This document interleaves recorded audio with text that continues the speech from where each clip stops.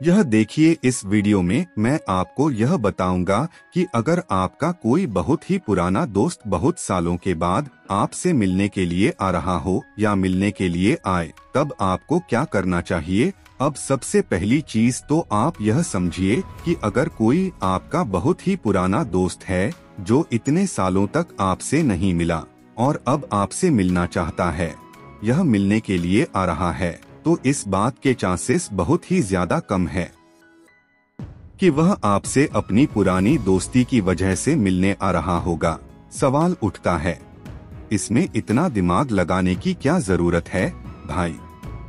पुराना दोस्त है, मिलना चाह रहा होगा, क्या परेशानी है? देखिए, अगर केवल बात ही करना होता तो यह काम तो फोन के जरिए भी किया जा सकता था, मिलने की क्या जरूरत थी। होता है असल में यह है कि 90% टाइम्स कोई बहुत पुराना दोस्त बहुत सालों के बाद आपसे मिलने की इच्छा जताता है तो उसकी कुल मिलाकर दो वजह होती हैं। पहली वजह होती है अपने आप को बड़ा दिखाना और दूसरी वजह होती है मदद मांगना। इन दोनों को समझिए।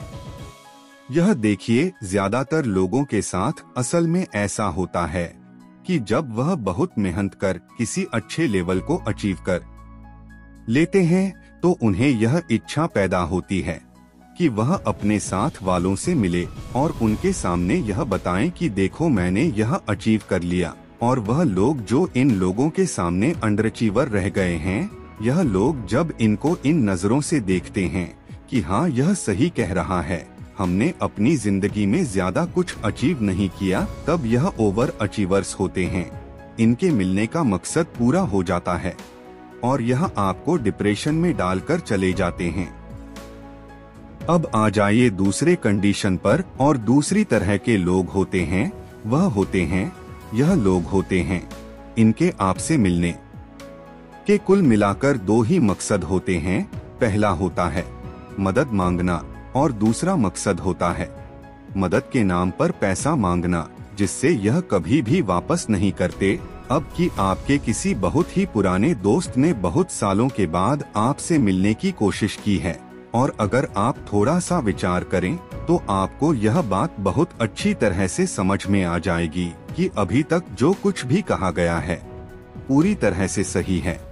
और इसी से सवाल यह उठता है कि अगर कोई बहुत ही पुराना दोस्त बहुत सालों के बाद मिलने की इच्छा जताए तो क्या उससे मिलने ही नहीं चाहिए। देखिए, परेशानी असल में यह है कि वह बंदा जो वह रिसीवर है, आप उससे मिलेंगे और आपके दिमाग का सुकून खत्म हो जाएगा कि दोनों साथ में खेले कूदे बड़े हुए, आज यह कहां पर पहुंच गया और मैं कहां पर रह गया। अगर सामने वाला पैरासाइट है तो बहुत दिनों के बाद आपके दिमाग का सुकून खत्म हो जाएगा कि सामने वाला आपके घर पर आकर आपको बेवकूफ बनाकर गया। पर वह बंदा जो वाकई में पुरानी दोस्ती की वजह से मिलने के लिए आता है तो उससे मिलकर दिमाग नहीं आत्मा को सुकून मिलता है।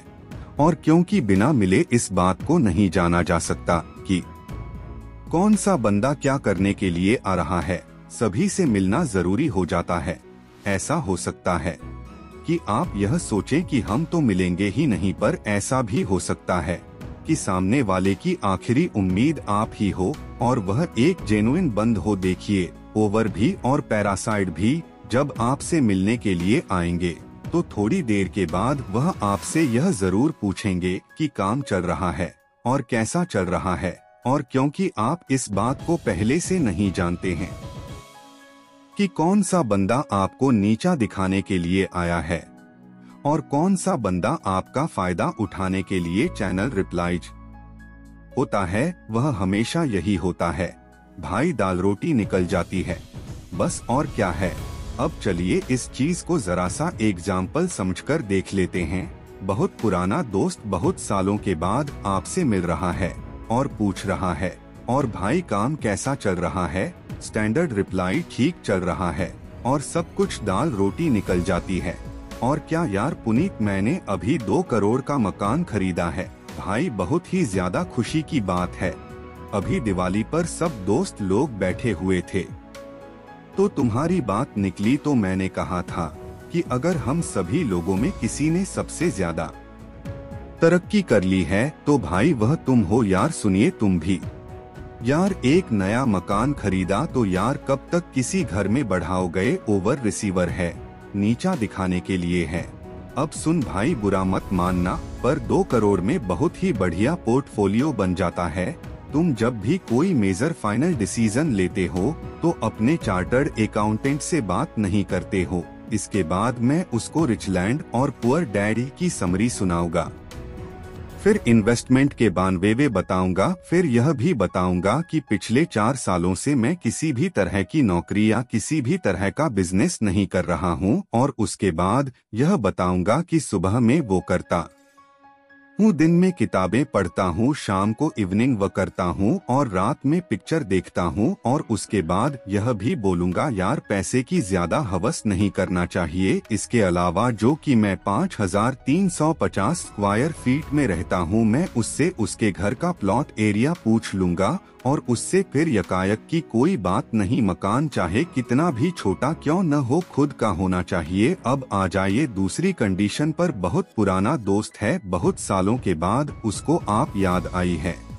आते ही पूछेगा या और सुनाओ क्या हालचाल है, काम कैसा चल रहा है। स्टैंडर्ड रिप्लाई, ठीक चल रहा है, और सब कुछ दाल रोटी निकल जाती। असर गया। इसके बाद थोड़ी देर तक इधर उधर की बातें होंगी और उसके बाद सामने वाला सीधे मुद्दे पर आ जाएगा। यार पुनीत, 2000 रुपए की जरूरत है। भाई एक बात बताना मुझे, जब तुमने मुझसे पूछा कि काम कैसा चल रहा है, तब मैंने तुमसे क्या कहा था है? अरे छोड़ो यार पुनीत, इतने बड़े घर में रहते हो और 2000 के लिए बहाने बना रहे हो। हाँ भाई देखो, यह बात तुम भी जानते हो कि मकान तो पूछते नहीं है अपना, और मेरी स्थिति तो यह है कि मेरे पास बाइक तक नहीं है, तो या आना जाना होता है तो साइकिल से आता जाता हूँ और हेल्थ की बात करता हूँ। और को रोना तो अभी आया है। सच्चाई असल में यह है कि पिछले 4 सालों से ना तो कहीं पर नौकरी कर पा रहे हैं, मैं कोई बिजनेस सेट कर पा रहे हैं, जो भी है बस किराए का यात्रा है।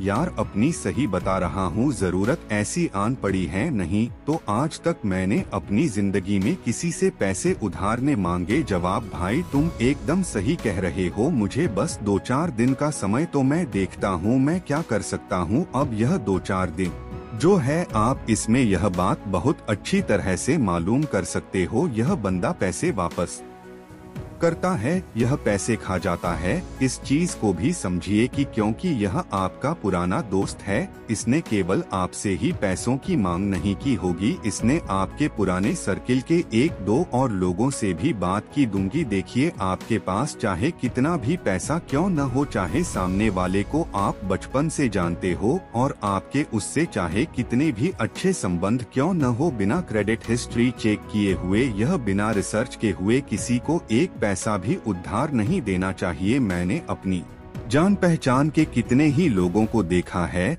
कि जरूरत के बाद उन्होंने अपने पुराने दोस्तों की, रिश्तेदारों की और सगे संबंधियों की पैसे से मदद की, और जब उनको खुद को जरूरत थी तो सामने वाला जो था वह अपना मोबाइल स्विच ऑफ करके बैठ गया या फिर उसने उनको ब्लॉक ही कर दिया। इस चीज को भी समझिए कि पुरानी जान पहचान है तो घर तो आपने देखा ही होगा, पर अगर आप सामने वाले के घर पर जाओगे तो वह अपनी माँ या बाप को आगे कर देगा, और पुरानी जान पहचान की वजह से आप कुछ भी नहीं कर पाओगे और दिमाग का सुकून जो है वह इस बात से खत्म हो जाएगा कि सा झाला जो था आपके घर पर आकर आपक बेवकूफ बनाकर गया। देखिए, ईश्वर की बनाई हुई संपूर्ण सृष्टि में दिमाग से सुकून से बढ़कर और कुछ भी नहीं होता, और इसीलिए कोई भी इंसान जो हमारे दिमाग का सुकून कम करने के लिए या खत्म करने के लिए आए, उसका केवल सुकून निखत नहीं करना चाहिए, उसका जीना ही हराम कर देना चाहिए है, क्योंकि ओवर जो है उसका मकसद अपने आप को बड़ा दिखाना नहीं, आपको नीचा दिखाना है। इसीलिए उसके दिमाग का सुकून खत्म होना चाहिए। और क्योंकि पैरासाइट जो होता है यह आपको नहीं आपके पैसे को अपना समझता है, और लंबे समय के बाद दिमाग के सुकून वह खत्म करता है, और इसी से इसके दिमाग का सुकून लंबे समय के बाद खत्म होना चाहिए। और यह चीज होती है अपने आप होती है, क्योंकि सभी लोगों को सभी लोगों के बारे में है। आखिर का सब कुछ मालूम चल जाता है। इस चीज को भी समझिए कि वह बंदा जो वाकई में पुरानी दोस्ती की वजह से ही मिलने आ रहा है, या फिर जिसकी आखिरी उम्मीद आप हैं, और वह बंदा जेनुइन है, तो फिर उस बंदे से वैसे ही मिलना चाहिए जिस तरह से भगवान श्री कृष्ण सुदामा से मिले थे। इसके साथ मैं अपनी बात खत्म करता हूँ। आपको वीडियो से सीखे होंगे तो वीडियो को लाइक और चैनल को सब्सक्राइब कर बेल आइकन दबा ले जल्दी। मिलते हैं अगले वीडियो के साथ, तब तक के लिए धन्यवाद। आपका दिन शुभ हो।